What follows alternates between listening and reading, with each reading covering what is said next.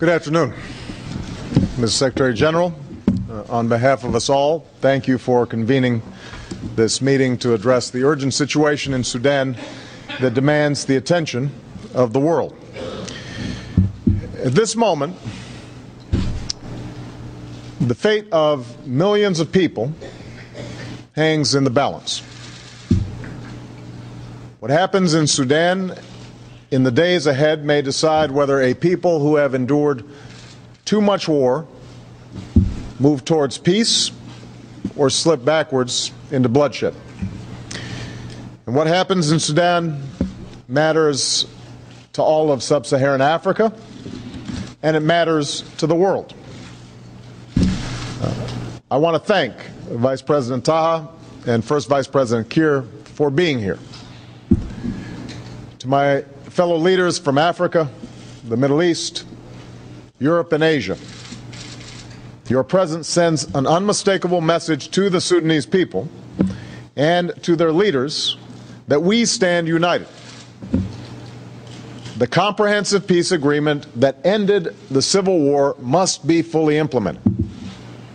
The referendum on self-determination, scheduled for January 9th, must take place peacefully and on time. And the will of the people of South Sudan and the region of Abyei must be respected, regardless of the outcome. We are here because the leaders of Sudan face a choice. It's not the choice of how to move forward to give the people of Sudan the peace they deserve. We already know what needs to be done. The choice is for Sudanese leaders is whether they will have the courage to walk the path. And the decision cannot be delayed any longer. Despite some recent progress, preparations for the referenda are still behind schedule. Now the vote is only a little more than 100 days away.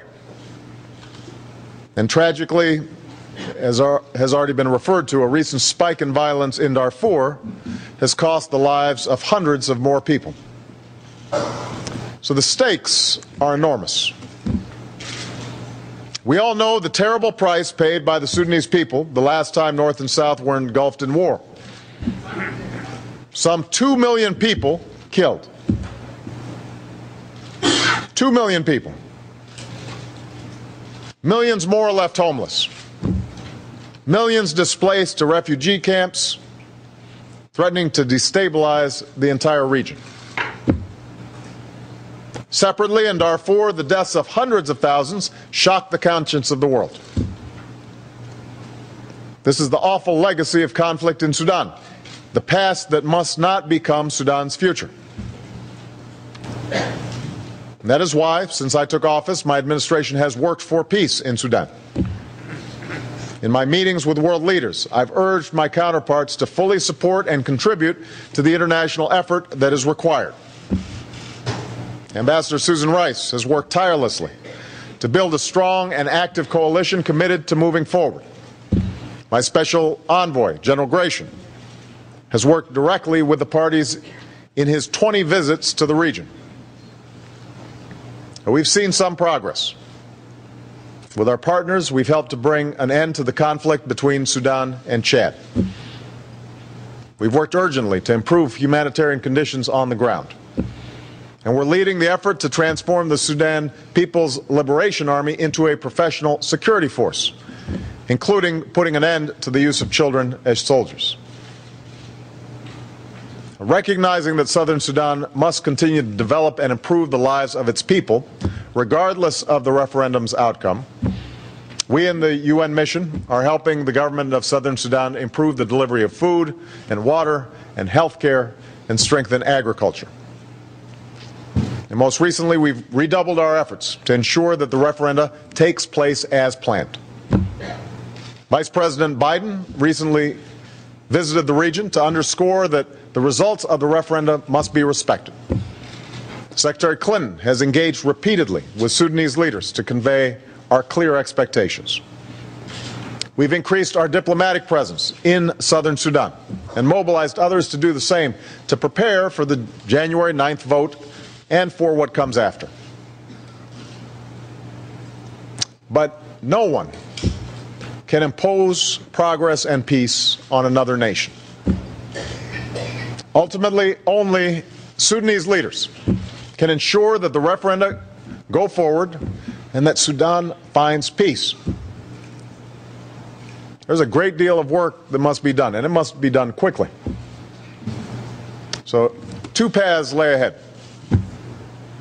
One path taken by those who flout their responsibilities and for whom there must be consequences, more pressure and deeper isolation.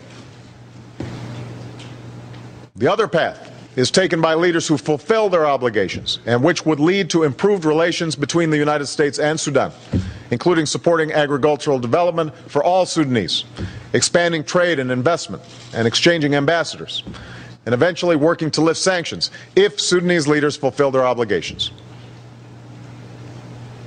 Now is the time for the international community to support Sudanese leaders who make the right choice. Just as the African nations of the Intergovernmental Authority on Development rose to the challenge and helped the parties find a path to peace in 2005, all of us can do our part to ensure that the comprehensive peace agreement is fully implemented. We must promote dignity and human rights throughout all of Sudan, and this includes extending the mandate of the UN Independent Expert of Sudan, because we cannot turn a blind eye to the violations of basic human rights. And as I said, regardless of the outcome of the referendum, we must support development in southern Sudan because people there deserve the same dignity and opportunities as anyone else. And even as we focus on advancing peace between North and South, we will not abandon the people of Darfur.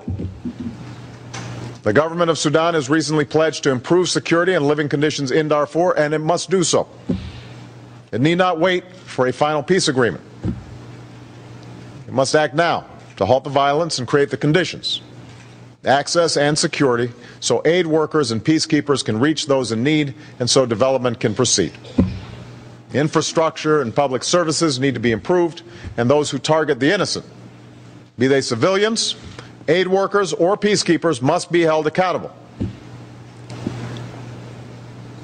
Progress towards a negotiated and definitive end to the conflict is possible, and now is the moment for all nations to send a strong signal that there will be no time and no tolerance for spoilers who refuse to engage in peace talks. Indeed, there can be no lasting peace in Darfur, and no normalization of relations between Sudan and the United States without accountability for crimes that have been committed. Accountability is essential not only for Sudan's future, it also sends a powerful message about the responsibilities of all nations. That certain behavior is simply not acceptable in this world.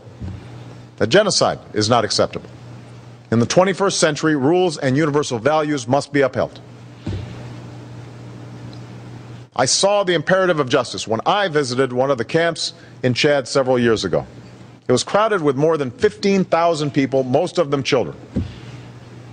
What I saw in that camp was heartbreaking. Families who had lost everything, surviving on aid. I'll never forget the man who came up to me, a former teacher who was raising his family of 9 in that camp. He looked at me and he said very simply, "We need peace. We need peace." Your Excellencies, Vice President Taha, First Vice President Kiir, the Sudanese people need peace. And all of us have come together today because the world needs a just and lasting peace in Sudan. Here, even as we confront the challenges before us, we can look beyond the horizon to the different future that peace makes possible. And I want to speak directly to the people of Sudan, North and South.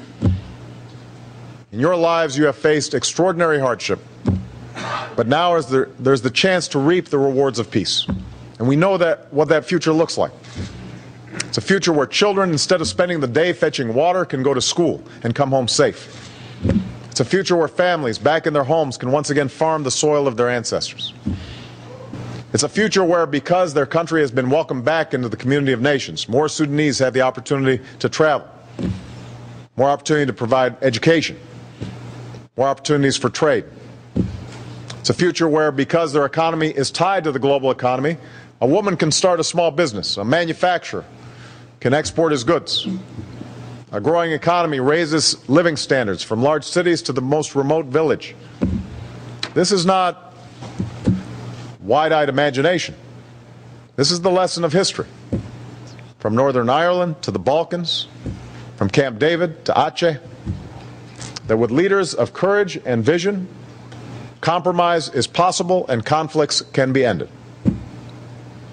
And it is the example of Africans, from Liberia to Mozambique to Sierra Leone, that after the darkness of war, there can be a new day of peace and progress.